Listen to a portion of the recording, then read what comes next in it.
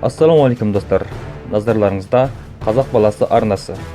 Тарихта із қалдырған әмірлер мен бектердің, сұлтандар мен хандардың, императорлар мен президенттердің кейбірі халқына сіңірген еңбегі қайырымдылығымен немесе керісінше озбырлығы қатыгездігімен есте қалғандығы белгілі. Бүгінгі басты кейіпкеріміздің жақсылығын халыққа еткен еңбегін жаза отырып жақтасып кетуде оңай, немесе қатыгездігін айта отырып жамандай салуда оңай бір тұлға. Ол 2006 жылы дарға асылған Ирактың 5-ші президенті Саддам Хусейн.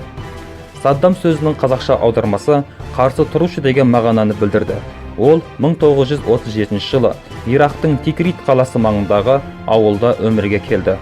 Әкесіз өсіп, жетімдік тауқыметін көп тартты. Дегенмен туылғанынан пысық, намысқой бала Саддам жаси қоймады. 1957 жылы нағашы ағасының ықпалымен араб әлеміндегі социалистік бас партиясына мүше болады. 1959 жылы Саддам Ирақ басшысы Қасемге қастандық жасаушылар қатарында болып, әрекет сәтсіз аяқталған соң Сирияға, кейін Мысырға қашты. Мысырда студенттік өмірін бастады. Міне, осы сәтте Саддамның партиядағы дәрежесі көтеріле бастады. 1963 жылы Ирактағы Қасем режимі құлатылғаннан кейін Ираққа оралады. 60-шы жылдар Саддамның саяси жолына үлкен жетістік әкеледі. Ол саяси баспалдақты бірлеп емес, 3-4 деп аттап, 1968 жылы бас партиясы билікке келгенде, президенттен кейінгі екінші орынға жайғасып, мемлекеттің арнайы қызметін басқарады. Міне осылай ол мемлекеттік билікті қолына топтастыра бастады.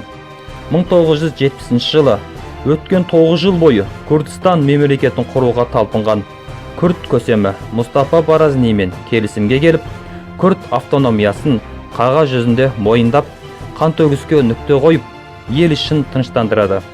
Бұл жолы Саддам жеңіске жетті. Себебі Саддам күрд автономиясын мойындағанымен оларға ешқандай жер бермеп еді. Бұл тек Саддам үшін уақытша алдарқату, өз күші жетілгенше көлгірсуі болатын.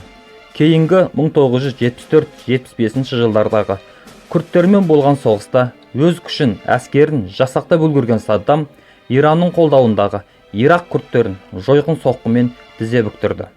1932 жылы Ирақ Англиядан формалды түрде тәуелсіздік алғанымен, 1970 жылға дейін ағылшын француздардың ықпалында Ирақ мұнайының көп бөлігі шетелдіктердің қолында болып, Ирақ халқы тек шелек түбіндегі жұғындысын ғана алып келіп еді.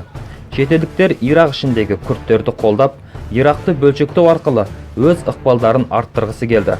Бірақ Саддам бұл тұзақтардың тас-талқанын шығарып, күрдтермен келісімге келіп, елде бейбітшілік орнатып, шетел алып келген Ирақ мұнайын мемлекетке қайтарады. Осы мұнайдан түскен ақшамен елде жалпы беттік реформа жасап, жерді халыққа бөліп беріп, агро шаруашылығын дамытып, сауатсыздықпен күресіп, оқу ағартуды жолға қойды. Жалпы беттік реформадан барлық салаға жан бітіп, гүлдене түсті. Тіпті сол кезде Ирақта жұмыс істеу авторитет болып, шетелден жұмысшылар ағылды.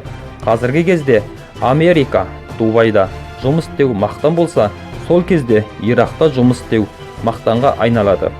1970-80 жылдардағы Саддам Ирақта ежелгі Бабилон қаласының рухын қайта тірілткендей болды. 10 жылдағы реформа Ирақты араб әлемінде Мысырдан кейінгі екінші дамыған мемлекетке қатарына қосты. 1979 жылы Саддам ресми президент болып сайланды. Бірақ әттең демеске амалда жоқ. Сол 1980 жылы Иранмен соғысты бастамағанда, бүгінгі Ирақ қалай болар еді? Мүмкін ислам әлемінде ешкімге дес бермейтін азулы ел болар ма? Әй қайдан, тарих қайта шегінбейді және қателікті кешірмейді. 1980 жылы Ирақ-Иран шекарасындағы мұнай кенішіне талас соғыстың басты сылтауы болды. Экономикасын көтеріп, әскерін жасақтап, әбден семірген Саддам Иранмен соғыса кетті. 1988 жылға дейін жалғасқан соғыста екі жақта титықтап үлкен шығын көрді. Ирақ 8 жылдық соғыста $80 миллиард қарызы бар елге айналып шыға келді. Және Ирақ күрдтеріне химиялық қару қолдануымен 1990 жылы Америка жақтасы Кувейтке басып кіруі ақш-пен тікелей соғысқа әкеліп тіреді. Экономикалық санкция мен саяси оқшаулану Саддам режимінің құлдырауының басы болды. 2001 жылға Америкада егіз мұнараның шабуылға ұшырауын Америка Саддам қолдаған лаңкестер әрекеті деп айып тақты. Саддам жаппай қырғындағыш қару жасап жатыр деген сылтаумен 2003 жылы Ираққа біріккен армия басып кіріп, Саддам режимін құлатты. 3 жылдан кейін Саддам ұсталып 2006 жылы дарға асылды.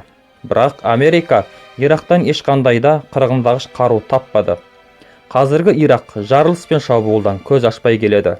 Елде түрлі топтар бой көтеріп, орталық үкіметке бағынбай кетті. Тіпті күрдтер Солтүстік Күрд республикасын құрып та үлгерді. Осындайда Ираққа Саддамның темірдей тегеуріні керек пе деген ойда қаласың. Саддамның тұсында дәл қазіргідей тәртіпсіздік, жарылыс болды дегенді естімеппін. Қазаннан қақпақ кетсе, иттен ұят кетеді деген осы шығар. Назар салғандарыңызға рахмет. Ұнаса лайк басып, арнаға жазылуды ұмытпаңыздар. Келесі бейнеде көріскенше.